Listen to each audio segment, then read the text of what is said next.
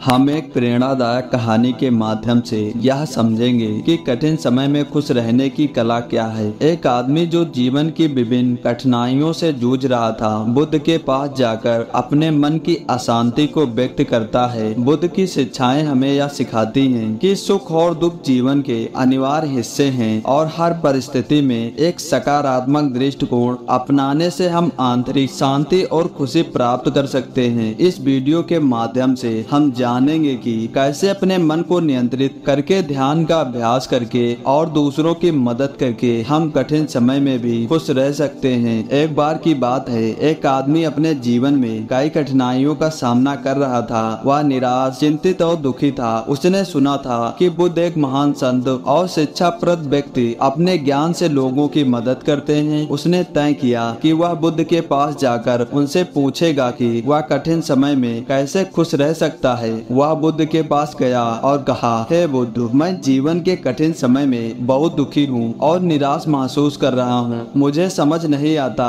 कि मैं खुश कैसे रहूँ। कृपया मुझे सलाह दे। बुद्ध ने उसे ध्यान से सुना और एक शांत मुस्कान के साथ जवाब दिया, तुम्हारी समस्या का समाधान एक कहानी में है। बुद्ध ने एक कहानी सुनाना शुरू किया। एक गाँव में एक किसान था। उसके पास एक बैल था जो उसकी खेती में मदद करता था। एक दिन उसका बैल भाग गया। गाँव वाले उसे देखकर कहते, तुम्हारी किस्मत खराब है। किसान ने जवाब दिया, शायद। कुछ दिन बाद वह बैल वापस आया और साथ में कई जंगली घोड़े भी लाया। अब गांव वाले कहते, तुम्हारी किस्मत बहुत अच्छी है। किसान ने फिर कहा, शायद। कुछ समय बाद किसान का बेटा एक घोड़े को काबू करने की कोशिश में गिर गया और उसकी टांग टूट गई। गाँव वाले फिर से कहने लगे, तुम्हारी किस्मत खराब है। किसान ने फिर वही कहा, शायद। कुछ दिन बाद गाँव में युद्ध छिड़ गया और सभी युवा लड़कों को सेना में भर्ती किया गया, लेकिन किसान का बेटा अपनी चोट के कारण बच गया। अब गांव वाले फिर से कहने लगे, तुम कितने भाग्यशाली हो। किसान ने एक बार फिर से कहा, शायद। बुद्ध ने कहानी समाप्त की और उस आदमी से कहा, देखो, जीवन में सुख और दुख दोनों आते जाते हैं। जो चीजें आज तुम्हें दुखी कर रही हैं, यह कल तुम्हारे लिए आशीर्वाद साबित हो सकती हैं। इसलिए तुम्हें हर परिस्थिति को एक दृष्टिकोण में देखना चाहिए। बुद्ध ने आगे कहा,